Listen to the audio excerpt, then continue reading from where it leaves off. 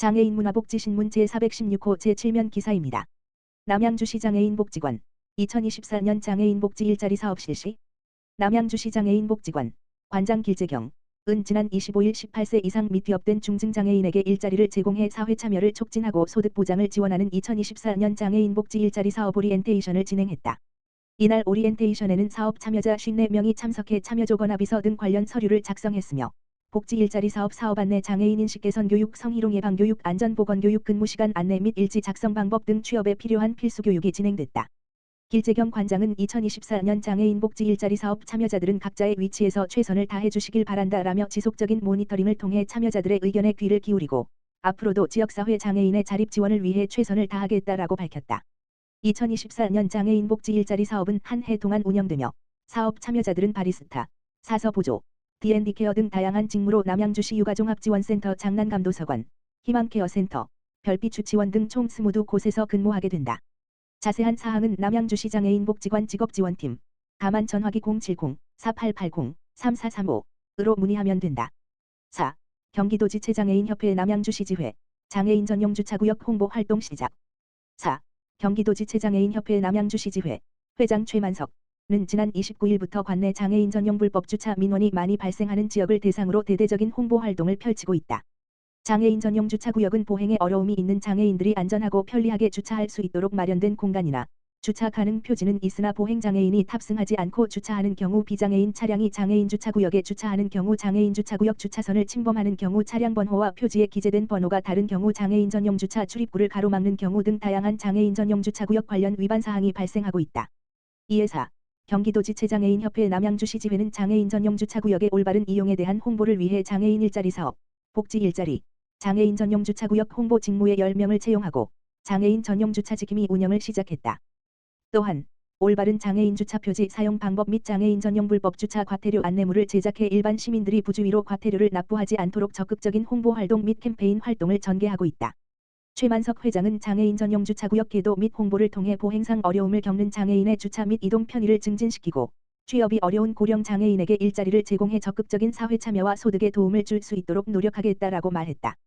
김현겸 장애인 복지과장은 장애인 자동차 표지는 타인에게 대여할 수 없으며 자동차의 양도 증여 교환 등 자동차 소유권의 변동, 차량 등록의 말소 그리고 차량 번호의 변경 등으로 자격이 상실된 무효 표지를 사용할 경우 200만 원의 과태료가 부과될 수 있으니 주의해 주시길 바라며 홍보 활동을 통해 장애인을 배려하며 장애인 전용 주차구역을 비워두는 올바른 장애인 전용 주차 문화가 정착되길 희망한다라고 말했다.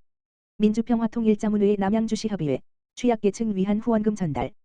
남양주시, 시장 주광덕 는 29일 민주평화통일자문회의 남양주시 협의회, 회장 유효성에서 관내 취약계층 지원을 위한 후원금 1,000만 원을 남양주시 복지재단, 대표이사 심우만에 전달했다고 밝혔다. 이날 전달식은 주광덕 시장을 비롯한 유효성 회장, 심우만 대표이사 및 관계자 등 20여 명이 참석한 가운데 진행됐다. 유효성 회장은 지역의 어려운 이웃들이 혹한기를 따뜻하게 보냈으면 하는 바람으로 자문위원들과 한마음으로 뜻을 모아 기부를 하게 됐다라며 앞으로도 한반도의 평화통일 정책 자문 역할뿐만 아니라 지역 이웃들을 위한 나눔 활동도 꾸준히 이어가겠다라고 말했다. 주광덕 시장은 코로나 시기에 이어 올해도 시민을 위해 온정을 나누어준 민주평화통일자문회의 남양주시 협의회에 감사드리며 남양주시도 시민 복지 증진에 노력하고 민주평화통일자문회의에서 힘써주시는 지역의 평화와 안보, 통일을 위해 관심을 기울이겠다라고 말했다. 동두천시 장애인 보호작업장 2024년 나눔의 숲 캠프 공모사업 선정.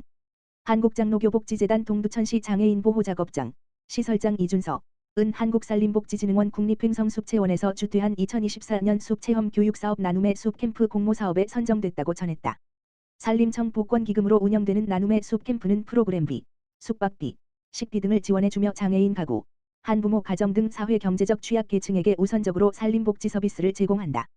특히 본 사업은 평소 작업 훈련으로 인한 여가 문화생활 기회가 적은 장애인 보호작업장 이용인들에게 스트레스를 자연 속에서 풀어나갈 수 있는 프로그램들을 제공하고 마음 치유의 효과를 얻고자 기획됐다. 이번 나눔의 숲 캠프는 오는 3월 7일 목부터 3월 8일 금까지 1박 2일로 진행될 예정이며 장애인 보호작업장 이준서 시설장은 나눔의 숲 체험을 통해 성인 중증 발달 장애인분들이 시각, 청각 등 감각 기능으로 자연을 경험하시길 바란다라면서 다양한 체험으로 나아가 자신을 발견하는 시간이 됐으면 한다고 전했다. 동두천 CGV, 장애인 예술단체의 라면 100번 지박스 후원. 동두천 CGV가 지역 내 장애인 예술단체를 지원하기 위해 라면 100번 지박스를 후원했다. 이번 후원은 장애인 예술단체의 활동을 지원하고 지역사회의 장애인 복지 증진을 위해 마련되었다. 동두천 CGV는 지역 내에서 다양한 사회공헌 활동을 펼치고 있으며 이번 후원도 그 일환으로 진행되었다. 후원받은 라면은 장애인 예술단체의 활동에 필요한 물품으로 사용될 예정이며 이를 통해 장애인 예술단체의 활동이 더욱 활성화될 것으로 기대된다. 동두천 CGV 관계자는 이번 후원을 통해 장애인 예술단체의 활동을 지원할 수 있게 되어 기쁘다며 앞으로도 지역사회의 장애인 복지 증진을 위해 다양한 활동을 이어나갈 것이라고 밝혔다. 장애인 예술단체 관계자는 이번 후원이 장애인 예술단체의 활동에 큰 도움이 될 것이라며 동두천 CGV의 후원에 감사드린다고 말했다. 이번 후원을 통해 지역사회의 장애인 복지 증진에 대한 관심이 더욱 높아지기를 기대한다. 동두천시 상패동 지역사회보장협의체 특화사업 설 명절 건강꾸러미 추진. 동두천시 상패동 지역사회보장협의체는 설 명절을 맞아 관내 저소득층 50가구의 설 건강꾸러미 나눔 행사를 추진했다. 설 명절 건강꾸러미 나눔 사업은 사회복지공동모금회를 통해 상패동 주민의 따뜻한 마음으로 1인 1구좌 5,000원씩 모인 성금중 이웃에 희망 나눔 사업 신청을 통해 마련된 자금으로 지원된다. 특히 이번 명절 꾸러미는 식료품과 떡국떡, 라면, 햇반 등 10여 가지로 다양한 식료품으로 구성됐으며 다가오는 설을 맞아 관내 취약계층 분들에게 지역사회 관심과 이웃사랑을 전하고자 마련됐다. 박종규 위원장은 소외된 이웃에게 명절 꾸러미를 함께 나누며 살핌으로 온 마을이 함께 따뜻한 설 명절을 보낼 수 있는 의미 있는 시간이었다며 우리 주변에 어려운 이웃을 찾아 도움을 줄 수 있도록 다양한 사업을 발굴해 추진해 나가겠다고 전했다. 현병호 상패동장은 소외된 이웃들을 위해 따뜻한 온기를 전해주신 지역사회보장협의체 위원님들께 감사드린다며 앞으로도 민관 협력을 통해 행복한 상패동이 될 수 있게 도움이 필요한 주민들에게 맞춤형 서비스를 제공하겠다고 말했다.